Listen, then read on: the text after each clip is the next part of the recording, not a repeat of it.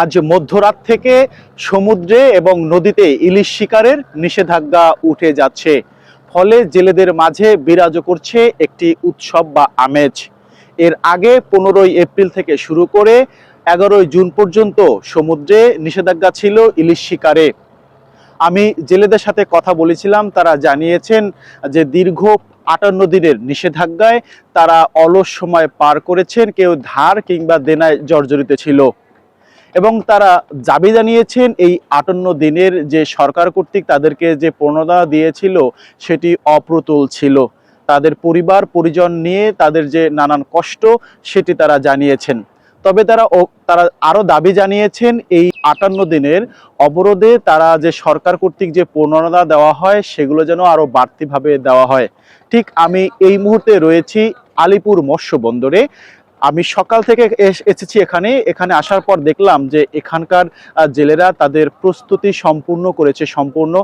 তাদের যে প্রয়োজনীয় বরফ, মাছ ধরার যেগুলো, মাছ রাখার যেগুলো তাদের প্রয়োজনীয় ঔষধ সামগ্রী সবকিছুই তারা ইতিমধ্যে সম্পূর্ণ করেছে। শুধু সময়ের অপেক্ষা রয়েছে রাত 12টা বাজার।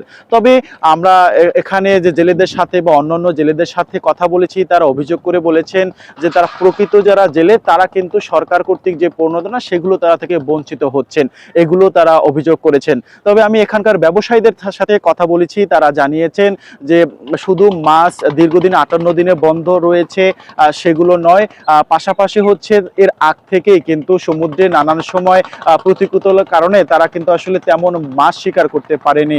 ফলে যে ব্যবসায়ীরা অর্থ সংকটে রয়েছে এবং তাদের যে ইনভেস্ট রয়েছে সেগুলো কিন্তু দিনে দিনে তারা কষ্ট পাচ্ছেন এবং আর্থিক সংকটে তারা পড়েছেন।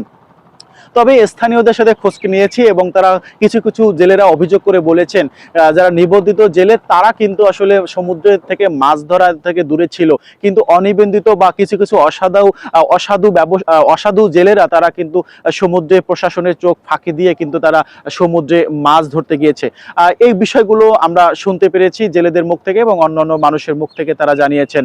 আমি কথা বলেছিলাম স্থানীয় প্রশাসনের সাথে, তারা জানিয়েছেন দীর্ঘ 58 দিনে তাদের নজর ছিল সমুদ্র পানে যাতে অসাধু জেলেরা এই মাছ সমুদ্রে না ধরে এবং ইলিশ শিকারের প্রজনন যেন সঠিকভাবে বেড়ে উঠতে পারে, এদিকে তাদের লক্ষ্য ছিল এবং তারা সবসময় চোখ দিয়েছেন।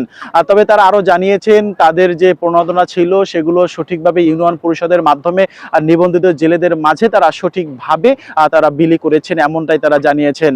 তবে স্থানীয় জেলেরা দাবি করেছেন দীর্ঘ 58 দিনের পরে তারা সমুদ্রে ইলিশ শিকারে যাবেন, তাদের জালে ঝাঁকে ঝাঁকে ইলিশের দেখা মিলবে, ফলে তাদের দুঃখ দুর্দশা দূর হবে, এমনটাই তারা ভাবছেন।